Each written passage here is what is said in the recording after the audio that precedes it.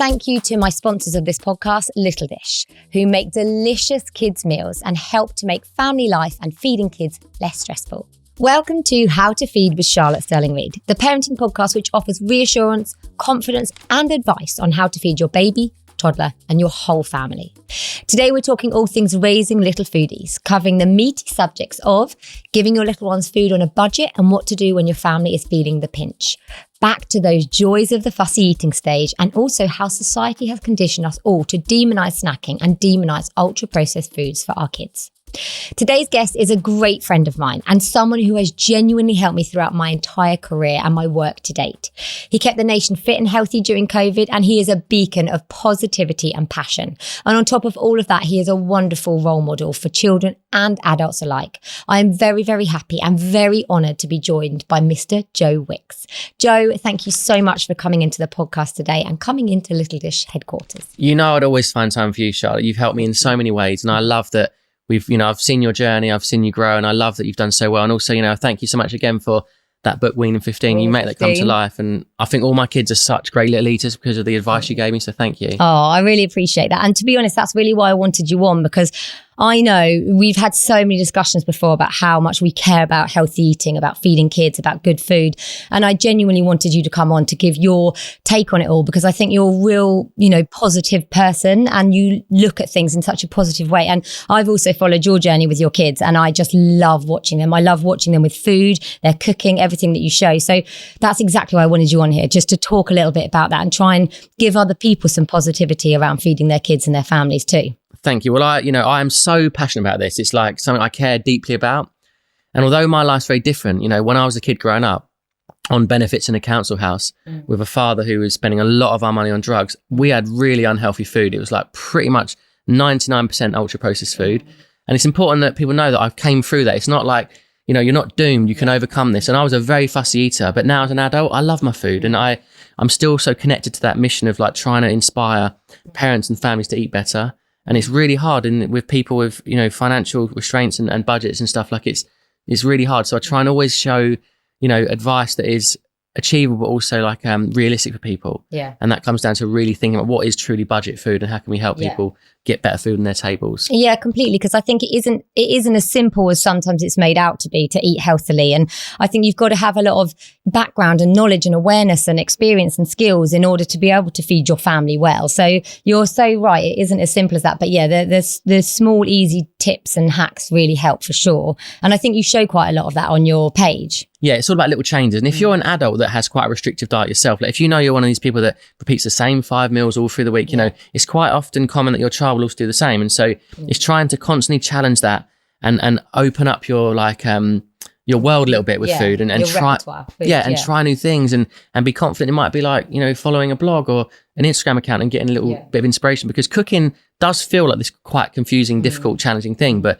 actually when you get some really easy recipes to follow, you build up your confidence and you start to, change what's on your plate a little bit. And then therefore you open up your world and you start to get better nutrients in your diet. And then hopefully the dream is that your children also see that. Yeah. And then they want to start trying new things too. Yeah, exactly. And I think that, that is exactly what I love about watching you, because it doesn't feel like unreachable. It feels like little things. Like I've loved seeing you cook with Indy, and it genuinely inspires me to be like, I need to get my kids cooking more, because, I don't have the kitchen layout for it. It's not as easy, but I'm so desperate to do a lot more of that myself. And I work in this field and, my kids eat really good food all the time, but it's those little bits of inspiration that really help. So with your kids, how do you feel that have they each been different when it comes to food and weaning, or do you feel like they've actually all fit into a kind of similar mold?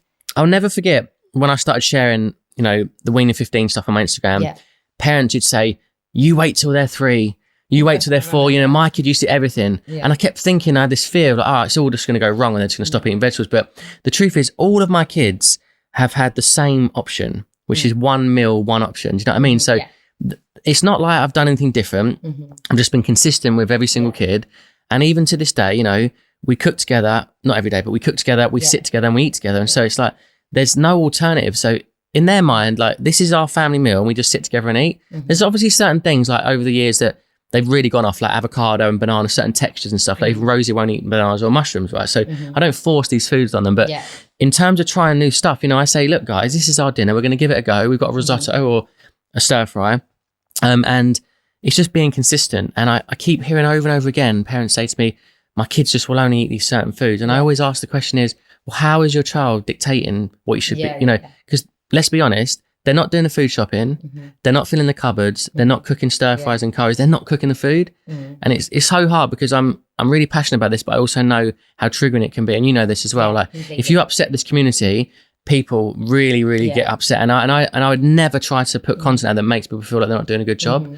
But I also know that you have to be willing to try and be consistent. And there's going to be times they say, I'm not eating that, and they reject it. Of course, that's happened to me many times, but my answer is, okay, no worries, go and play for an hour, come back, I'm going to reheat the food up for you. And what happens 9 times out of 10, a hungry kid will eat their food. Yeah, I think the problem is that there's so many different things that impact their appetite, their willingness to eat. And I think we do often take what they say as just, no, I don't want that. A lot of parents think, okay, that means that they don't like it. They're not going to eat it. But actually it's not. There's a massive load of reasons why right then, in that moment, they don't want to eat their food. It might be that they're distracted. It might be that they had something similar earlier. And they're not always brilliant at being able to articulate that. So they can't say to you, I don't want this right now because I had something really similar. I ate earlier. I'm not hungry. I just want to see, you know, my grandma's coming around. I want to see her. And they can't articulate all of that to you. So I think that parents often think, oh, they don't want it because they don't like it. And that's the assumption. But I completely agree with you. It's a very, very sensitive topic. And there's no one answer. But I think I love your message about the consistency because it's what I say all the time. Being consistent, not forcing foods, but keeping on offering, because there's loads of times where kids are like, you know, my two haven't like egg or avocado or, you know, fish always. But actually, I just consistently offer it all the time. And eventually they start to go, okay, maybe I do like it, you know? 100%. And, you know, there's definitely times when my kids have said, like, I'm not eating that, but I don't turn around and make beans on toast and like I just don't offer them alternatives. So they just know, they know this is what I'm going to be eating. And so I think it is consistency. And it's a simple message. I always remind myself, I'm the chef. I decide what my 6-year-old, 4-year-old, 2-year-old eats. Like they can't tell me what to eat. Do you know what I mean? And so I think it's just about being consistent, and they are going to push back and they are going to challenge you, and it comes down to time and convenience. But the reason I'm passionate about this is because you can help a fussy eater. You can turn things around. It's not like they're fixing that mindset forever. But you've got to be willing to get food rejected, bit of crying, probably some nights going to go to bed without eating their dinner. And that's a really uncomfortable thing. People find it very uncomfortable imagining, well, I've just got to feed my kid. But if you do that and you always offer alternative, within 3 months, you've got a really restrictive fussy eater. Do you know what I mean? It happens so quick because they learn and they know, well, look, if I say no, mummy's going to pull out, you know, the whatever it may be as an alternative. Something that they're comfortable with having regularly. Yeah, exactly. And if the kids aren't eating at home, they're not going to eat it at school and they're not going to eat it when they're in restaurants. So I just had this, you know, from you as well, from what you used to say, like early on, you need to bring in flavour and spices and herb, because when you go to a restaurant, unless you're literally going to eat off every single children's menu in the restaurant world, like you want them to eat food that you're going to eat. And so, you know, we don't use children's menus. We just have the main menu and we share things together. And so if they're used to eating at home, they're going to eat it in restaurants because no one wants to waste money. No one wants to see food go to waste. But it starts from home. You know, it doesn't start at school and it doesn't start in restaurants. It starts from the food you put on the table at home, I think. And we're keeping up that variety, completely. So can I ask you a question? How did your approach to food and nutrition, I mean, you obviously really care about food and nutrition. How did it change when you became a father, or did it change? Do you feel like you thought differently about mealtimes or food or nutrition or what you were putting in your body when you became a dad? Well, I'm so grateful that I met you and that we crossed paths, because, you know, I didn't know what I was doing. You know, Rosie, you know, breastfed and a bit of combination feeding with some formula stuff, and that was it. And up until that point, like, I don't know what I would have given my kids, but obviously I had you sort of coaching me and had your amazing Instagram, which really helped with recipe ideas. And then I just had this mindset of like, I just want to keep trying new things. And my kids will not eat boiled broccoli and cauliflower. But when I roast it or fry it in the oven, when I roast it in the oven with some spices and herbs, or I put it in a pan with some soy sauce, like, they will eat crunchy, crispy vegetables. And so it's like, they don't just dislike certain things, just the way you present it. And so you kept saying to me, Joe, multiple things, multiple times, and don't give up. And I've just applied that over and over again to all my children. And, you know, I'm still waiting for the day for them to just go, I'm not going to eat this and reject everything. But it just didn't happen because literally, like I said, it's just one meal, one option.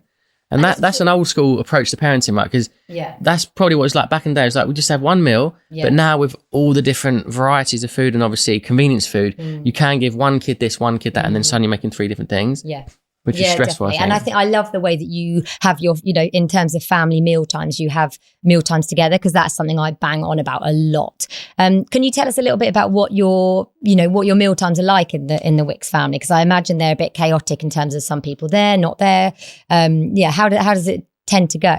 Yeah, well, obviously, I love coming together through food. Like, I'm a massive foodie, so whether it's in a restaurant or whether it's at home, I just like sitting down and putting a nice bit of music on and just sitting and enjoying food together. Lenny's obviously 2. She's throwing food all over the place. And Marley and India kind of, they're just like, they're quite adventurous with their food, but only because I constantly give them new things. I know it's not like, this is the thing, not every family can sit every single night and eat together 6 nights a week, 7 nights a week. But even if you can on a weekend or one night a week where you sit and you eat, I think that you kept saying to me about role modeling, like they learn to hold a spoon and a knife and fork from watching you. Completely. They learn to eat because they see you eating certain things. And I think people underestimate how important that is as a part of the process, because if you just sit your baby in a high chair and give them, spoon feed them or give them baby-led weaning, it's like baby time and mummy and daddy eat later and it's like separate. I just think you've got to try and role model it at some point.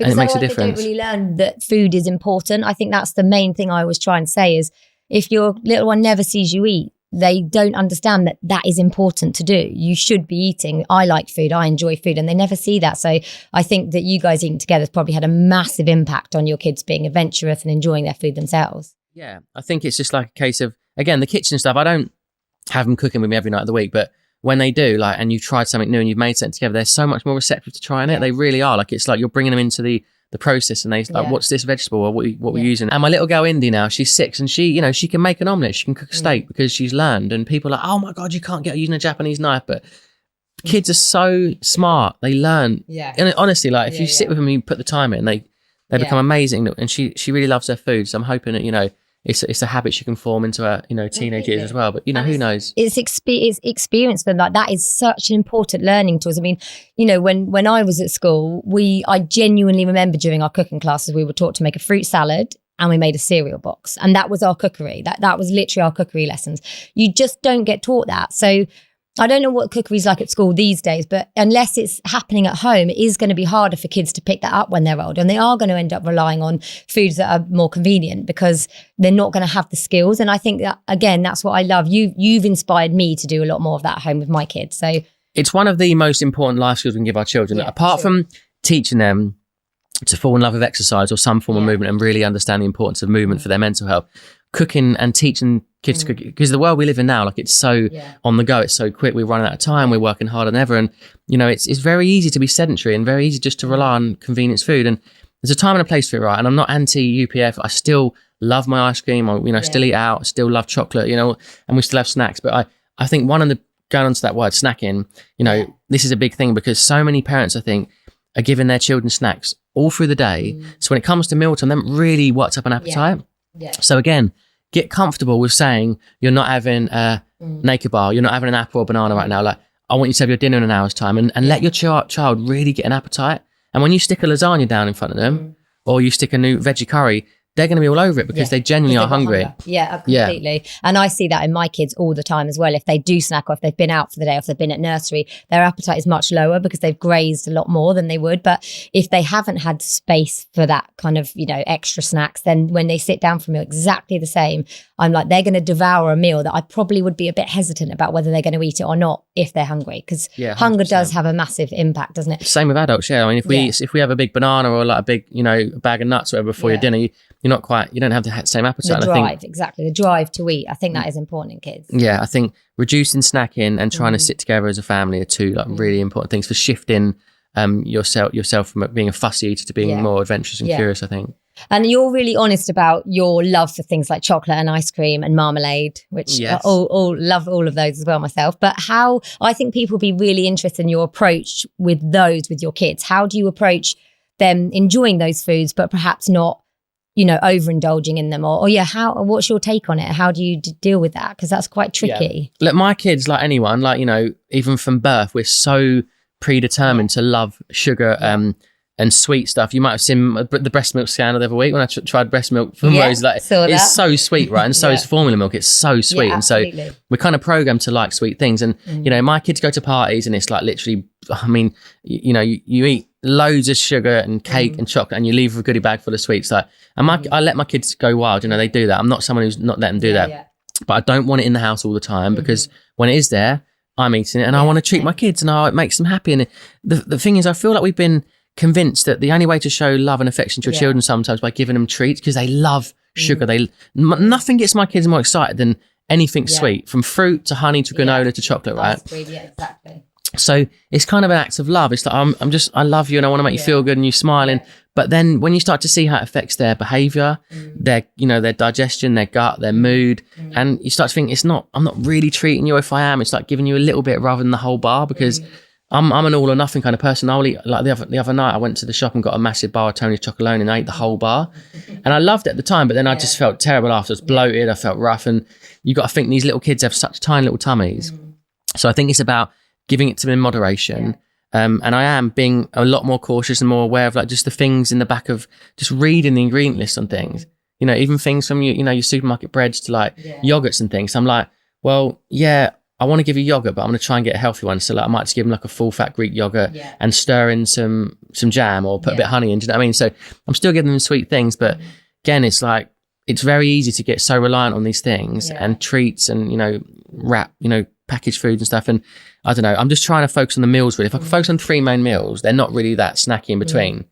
It sounds really similar to what we do because I'm exactly the same. When we go out, I don't make a big deal of it because as soon as you make a big deal of it, you're going to end up with them wanting that stuff more because it's almost like it's more desirable if you're not allowed it. So I do the same. I've had people say to me at kids' parties, aren't you a nutritionist? And I'm like, yeah, I'm literally going to allow them to do whatever because if I stop them right now, it's going to have a massive impact. But we just don't have that stuff at home a lot because the same as you, I will eat it. And also I don't want the kids to be relying on that daily and thinking that is a normal, the normal food. So everything is in moderation. We don't eat broccoli every day, so we wouldn't eat chocolate buttons every day. So we're exactly the same. We don't really have it much in the house, but when it is around, when other people are eating it, when we've got it, they absolutely can kind of help themselves. And I think people do struggle with that, but it sounds like it's really similar. And do you feel like that approach has worked?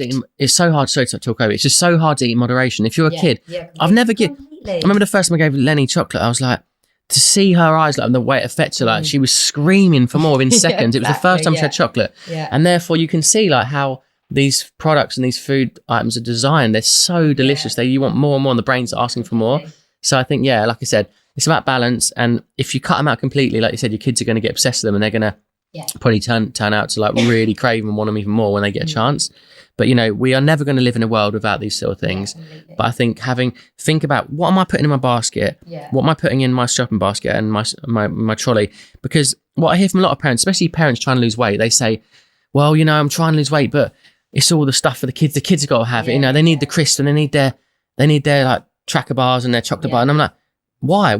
Who's told you that? And it's marketing, right? It's not because you're trying to give your kids unhealthy foods, because we've been convinced that we have to give our kids snacks all the time, and this is what goes in lunchboxes. And so, it's complex, right? It's marketing, it's supermarkets, it's like product placement, it's TV adverts, it's YouTube kids advertising, it's everywhere. We're bombarded with messages, and so I think it's about having a bit of balance, and when you're going out for the day, try and maybe prep a nice little lunch. You can make healthy snacks as well on the go. It doesn't have to be packaged with 6 month shelf life. I had my son came back from a football thing that he was at the other day, and he said, Mum, can I have some normal food in my lunchbox? He's like, I always have the healthiest lunchbox ever. And it honestly absolutely killed me because I was like, what do you mean by normal food? And he's like, well, like crisps and yogurts. And I'm there thinking, oh God, I feel so bad. I know, it's sad that he thinks that, but that's true. He's seeing everyone else is pulling them out of the bag. Every single other person had a packet of crisps and it really did make me feel sad. And he is such a good eater. He loves his food, and he will quite often choose, the savoury and the meals over like the puddings a lot of the time. And it is normal, but it's normal, but it's also, right, it's normal and it's fine to give your kids that. But if you really think on a fundamental level, how does that affect your child's focus, their energy, their mood, their ability to sit still, their gut health? It's just like they're not we're told they're treats, but you're really not treating your body with this stuff. Yeah, completely. You know, it's like, and like you say, we're in charge ultimately of what they eat, because they can't really be in charge. They can decide how much they eat or something, but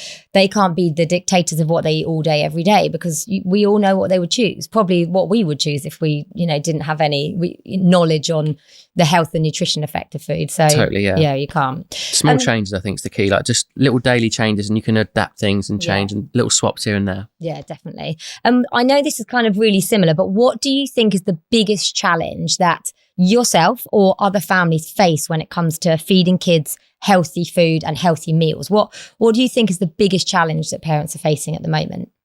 I'd say the two biggest challenges are obviously time and money, right? Mm-hmm. Time in the sense that we are like more stressed and working harder than ever. Like parents don't have a lot of free time.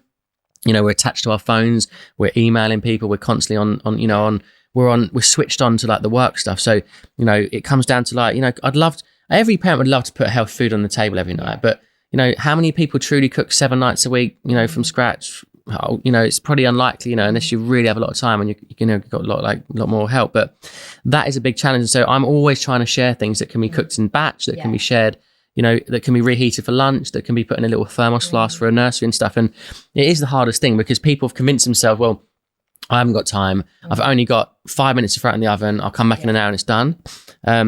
So things like, slow cookers. I'm not a fan of air fryers, only because I've never used one. I don't know, but a lot of people seem to be, getting on quite well with them. But again, batch cook, make bolognese, curries, chilies, stir fries, risottos, pasta bakes. Like these are things that, you can make for under £5 probably, and they're not all going to break the bank. But yeah, the second thing is obviously money, right? And like I said, my life is very different. I didn't have the same access to food as I do now. Like I'm so blessed that I can afford organic chicken, and I've got the option to put healthy food on the table, right? But it's not always realistic. And so I've speak to a lot of people that are on super low income families. And so I have to understand, like, what's it really like to be truly on a budget when you've got 2 or 3 kids and you've got 30, 40, 50 quid a week, And so it's about being realistic. You can't demonize bread and all these sort of processed foods, because really some people don't have access to these things. And so it's really about helping people feel like they're not failing, and they're not damaging their children or themselves, but it's trying to convince them, well, you know what, maybe if you bought like loads of chili and loads of beans and some herbs and some frozen veg, you can make a really great sort of veggie bolognese or something, or veggie chili. And people just have to start in the kitchen and start cooking, and to realize actually, I can make a different choice, and I can make a small change today. And that's really where I come from. You've got to be compassionate, Charlotte, because, and when you've got deals with supermarkets, or you've got access to like, Gusto meals, all these things that we take for granted. So many families are so skint, it's unbelievable.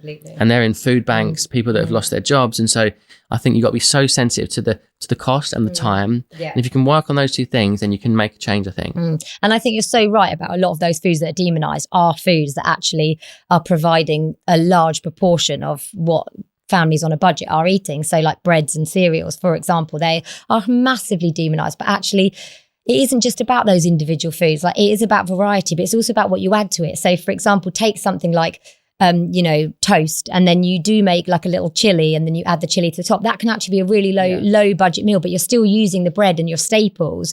So it drives me mad with all the demonizing food, because I just feel like, some families are going to absolutely be relying on that, and you telling them that that's bad is really not helpful. But actually, what can we add into people's diet? We're always talking about you shouldn't eat this and you should cut this out, but there's so much more you can do with helping people to enjoy other food. And like we talk about variety all the time, but if you're eating bread every day, 3 times a day, then of course that's a problem. But if you have bread a few times a week, that isn't a problem, you know? So I think it's all, I think there's so many big headlines, and it's just like, it's sort of, you panic and sort of think, well, what is healthy? I mean, you hear stories about raspberries with this and strawberries got these chemicals and you can't eat this and that. And it's like, what can I eat? Let me just have, and let me drink my water, please. Let me drink my tap water, man. Like, exactly. Nothing seems to be pure anymore. That gets problems as well. Apparently. And so I think it's really about, those small changes. And like you said, try different things. Like a cauliflower is pretty boring on its own, but I put some like paprika and Cajun and I olive oil, and I roasted it for an hour the other day, and it was amazing. And the kids just yammed on it like it was like crunchy crisps almost, There's ways of, you don't have to just eat your standard like boiled veg. I mean, it doesn't taste good. So try new things, add some spices and herbs, and get your children to be curious about things, because then when you go to a restaurant and well, you know what? I don't have to eat from the kids menu because I'm going to try this bolognese or this, this veggie curry. I keep saying curries, but I'm just thinking of things of flavour. You know, and trying different things, and then you're going to be more likely to give it a go and spend a £5 on that meal as opposed to just getting the chicken nuggets and chips, which you know they're going to eat. But yeah, look, kids are very annoying and they will always push back. You know, but you have to remember you're the boss and you care about them and you love them and you want to give them a chance to put healthy food in their body. And it really is, it's hard to admit that, it's hard to take ownership and it's hard to take responsibility, but we have to, because if we don't do it, who's going to do it for them? Completely. Do you know what I mean? Yeah, completely. And on that note, what do you think, so more of a kind of level, maybe like your experience of your kids, what do you think are some of the key ingredients to helping kids love food? We've kind of alluded to it the whole time, but if you were sat down and I said, what are the key ingredients to help raise kids who love food, what would you say? Okay, well, these are things I've repeated of all of my kids, and I think it's simple things. First one is, variety of foods, right? You know, try not to get stuck on the same things all the time, the same veg, the same sort of flavors, the same, you know, typical, you know, plain like pasta with butter and pasta with cheese. I've got a story though, I need to know about this, because I grew up on ultra processed foods, and the only thing my mum would cook was basically, she'd make pasta, she'd pour in like, you know, dolmio tomato sauce, and that was it. Do you know what I mean? We never had vegetables in it. And so, and I was a really fussy eater, but just chucking in a little bit of, you know, roasted veg or some peas or whatever, it might have just made a little bit of a difference. So you haven't got to revolutionize what you're eating, but just add a little bit into it. So variety, offering things over and over again. And just because your kid says no and throws a bit of broccoli on the floor today, doesn't mean he won't eat it tomorrow or the next day. So try and be consistent. Don't give up on a food group because they threw it away when they say, I don't like that, Daddy. You know what I mean? Second thing I think is trying to, if you can, sit and just think about trying to, where you can, eat a meal together. You slow down, you bond, you connect. It's an emotional thing. You're not rushing around. It's like a nice moment to connect, because we're not connecting with our kids enough. We're just really not. And they role model. They see you from the way you eat, the things you eat, and the way it makes you feel. Like so, sit together and enjoy food.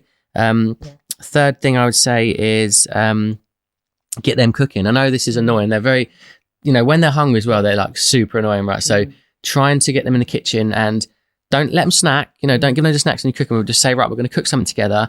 And even if I started with things like, stirring your berries with your porridge, sprinkle on some flax seeds or crack an egg, and they make mess and they're very chaotic, but then it comes like to a point where, well, you sit together with the food you've created and I promise you they'll be more likely to try it. They will. They'll be more likely to give it a go. Even if they don't eat the whole thing, they're going to, and really celebrate. Like, if my kids try something new and they don't like, I say, I'm really glad you tried it. I respect that you had a go, and maybe next time I'll try it in a different way. Celebrate these things. And the final thing, and the most important one, I've always remember that you are the chef. Like, honestly, your 2-year-old can't just turn around to you and say, I don't eat these foods anymore. I only eat these foods. And again, we need to caveat that with certain children that might have, extreme, autism will be on the spectrum, or is it ARFID? Is that how you ARFID, the acronym, which is food aversions. That's a very different case. So I'm talking much more generic here. Yeah, completely. But it's allowing yourself to actually keep trying, don't give up, and be consistent, because like anyone, they will learn that you offer an alternative really, really quickly. Because no one wants to send their kid to bed without eating. It's not a nice feeling, right? But also, don't put pressure on the kids to eat everything, because they know their appetite. And a hungry child will eat, right? So I don't think you should be given a massive portions and expect to eat everything. If they only eat a little bit, or 10% of it, 20%, it's fine. Because in the morning they're going to wake up with an appetite and they're going to have a big breakfast. I think that the pressure on meals, I mean, there's so much research on this now, but if you put pressure on them to eat up, it actually has the complete opposite effect. And so that's one of the things I try and get across to parents all the time, is that reducing that pressure. But do you ever have meal times that do go completely wrong? Have you got any examples of where you've been, I don't know, eating out or eating at home and the kids haven't eaten it, or it's been a nightmare? Like, have you got, does that happen as well in your house? Because I'm sure families will love to hear about some of the chaos. Obviously, you see what I share because it goes on social media, but sometimes I'll make things that don't taste great, or a bit burnt, but they've never all looked at me and gone, I'm not eating this. You know what I mean?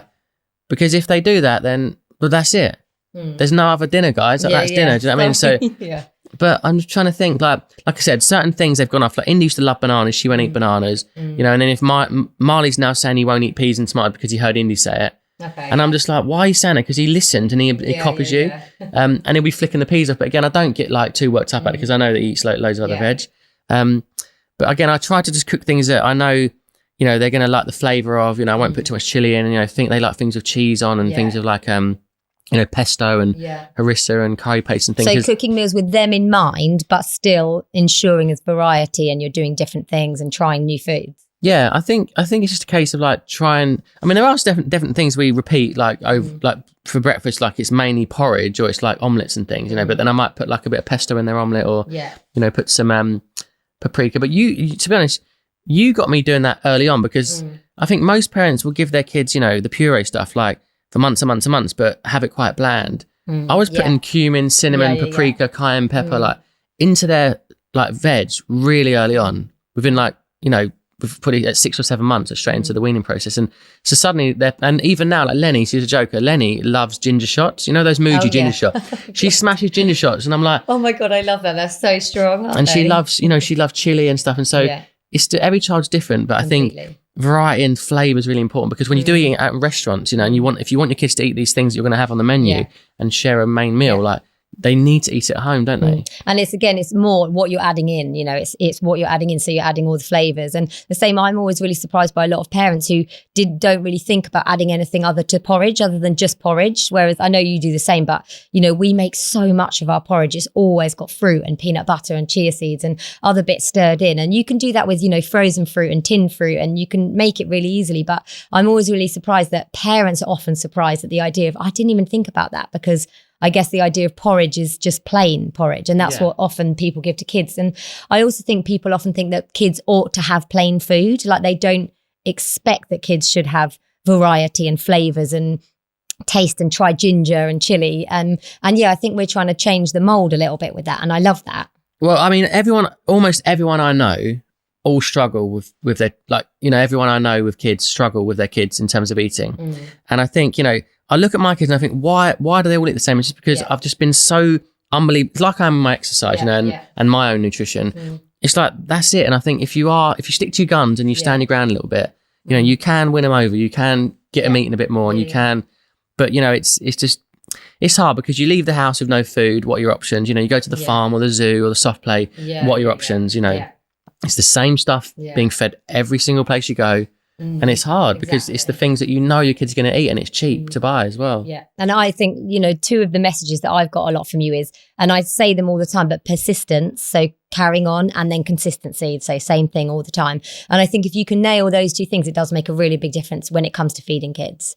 So last question I've got for you, what is just one piece of advice you would give to families who are struggling to feed their family or who want to feed their kids healthy food? Just know that you're not failing. You're not like, you know, you're not doing anything wrong. Like, kids will push the boundaries, and they will try their luck with everything. And, you know that even if you have a very, very fussy eater, like I was a really fussy eater, I had a really unhealthy start in life.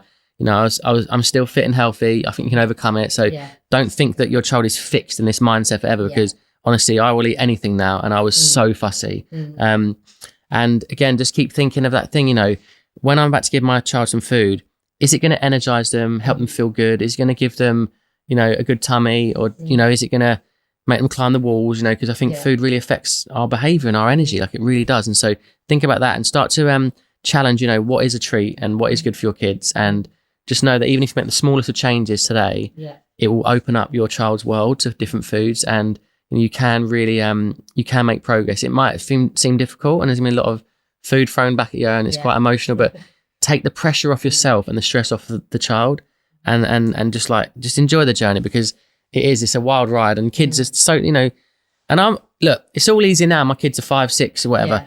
When they're like 11, 12, 14, 15, got their own pocket money, I know what's going to happen.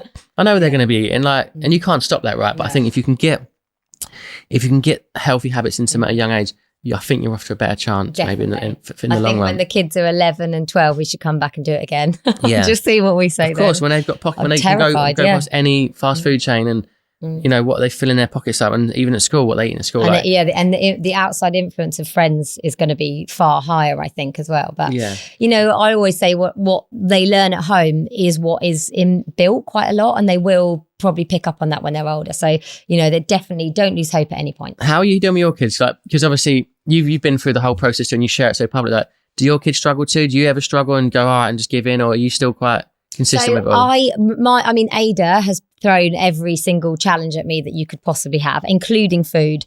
She's always much more of a grazer in the sense that she doesn't eat big meals. Like Rafi is huge meals and you can top everything into those. Ada didn't have breakfast for like 3 years. She just wouldn't eat it. Put it in front of her every day. That's fair. You don't have to eat it. She wouldn't eat it. So she's been the real challenge with that, but also really fussy with things. So she didn't like egg, and egg is an absolute staple for us. And my son eats it loads. Porridge, would not eat porridge, wouldn't eat avocado, wouldn't eat banana. You know, she'd eat a lot, but there were certain things she was so fussy about. And some of those were ones that are real staple to our home. So, but I did exactly what you said, if I'm honest. I carried on. I was consistent. I was persistent. I didn't give up. Like Rafi loves porridge. So I was like, I'm not going to not give porridge. Like we're going to have porridge and you can have it as often as he normally has it. And now she eats it. She doesn't eat loads. I go in with really small portions with her because she's a micro eater, but she now eats it and she didn't before. But there's certain things she loves, like she absolutely loves peanut butter. She would live on it. She absolutely loves ice cream. She's much more wild for ice cream than Rafi is. Loves broccoli, will eat broccoli. So she has a really well-rounded food, but I think I always gave a variety. If I hadn't, she would be eating very few foods right now. And I didn't ever give up. I carried on always offering those foods, the avocados, the bananas, the egg, the porridge. And she eats all of them now. All of them, but that's like 4 years later, you know. So it's mad how this is an example, right, of how different kids can be. Like same upbringing, same home life, but yet they're truly so averse to certain foods, and and in some cases, like you said, there's nothing you can do with certain ingredients, I think. But again, you've stuck with it, and now you know you've given her a chance to actually. And she does love food. She's a real foodie. She loves food, but just in a very different way to Raf. And it took longer. It took more exposure and experience. Whereas he was like, from the beginning, he was like, give me that food. I love it. Whereas she was the same with breastfeeding as well. She was give or take, didn't really care about it. So they're just different personalities. And I think it's really important. I do try and show that a lot because I know a lot of parents will be like, you know, they might not have given that avocado again or that porridge again or the egg again. And again, with egg, she just never would eat it. And now she only, again, a tiny amount of scrambled egg, but she will eat it. Rafi loves, his favourite breakfast is a bagel with peanut butter on one, Marmite on the other, and scrambled egg in the middle. And he will literally like sandwich. Wow, that's a concoction. You should try it because it's his absolute favourite. Oh, so I get through tubs of peanut butter like you wouldn't believe, and almond butter as well. Same, those giant That's an expensive tubs. habit. Almond butter and peanut butter is so expensive. Oh God, yeah. My kids absolutely love it. And they will, now that they're a bit older, they will just like spoons of peanut butter. They absolutely adore it. So.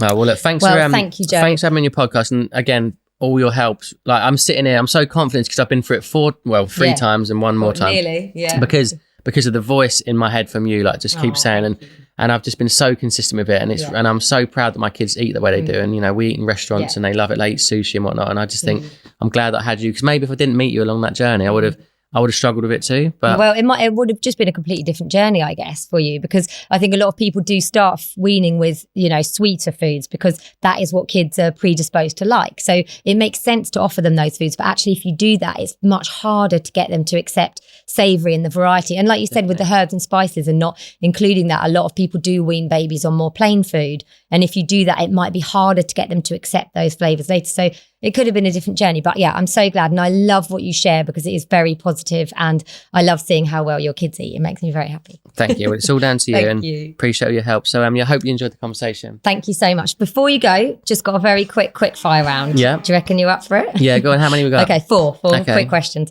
Okay, so what's your go-to quick meal when everyone is hungry? Chicken stir fry with noodles and some sweet chili sauce. Okay, boom. What's your number one food message you want your kids to know? Be adventurous, enjoy your food, and keep trying new things. Love it. If you could eat just one food for the rest of your life, what would it be? Burgers. Good burgers, yeah. And any family memories around food that have made you really, really proud?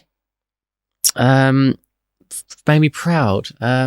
Like just an example, I always remember my son when we were on holiday, he was probably about 18 months and he was eating a bowl of ice cream, but he was literally using broccoli as a scooper to eat it. That always makes me so proud because I think like his love of food there's no hierarchy for him. Yeah, I love that. And the other thing is my family my parents are real big dinner party parents. And I always remember in the summer, both kids sitting at the table with only adults, massive table, eating quiches and salads and just being part of that mealtime environment. Like it just made me so happy. So those are two examples of mine. Well, then, yeah, my proudest thing is knowing that I can go into any restaurant anywhere in the world with them, and I can sit down and order off the main menu, and they'll eat with us. Love you know, from like wherever from Indian to Asian to Japanese. And I like that they'll just be they'll try something new, which is positive, I think. Amazing. Well, thank you, Joe. Honestly, I'm so honoured to have had you on. I'm really grateful to you because you've done a huge amount for me throughout my career, and I wouldn't be here today without you. No, well, so thank you. I've loved seeing your journey, and keep doing the good work, because you spreading such an important message, and I share the same love for it. Oh, I've just gone quiet on the Weaning 15 Instagram, but I still am very passionate about trying to get families eating better. It's a really beautiful thing to do, so keep it up. Thank you so much, Joe. Thank you. Next time, I'm going to be sharing my top tips and expert advice when it comes to feeding the family a healthy and balanced diet. All of the do's, all of the don'ts, and what the current advice is at the moment, as well as everything else in between. I really, really hope you can join us. So hit subscribe so that you don't miss an episode. Thank you to my sponsors of this podcast, Little Dish, who make delicious kids' meals and help to make family life and feeding kids less stressful.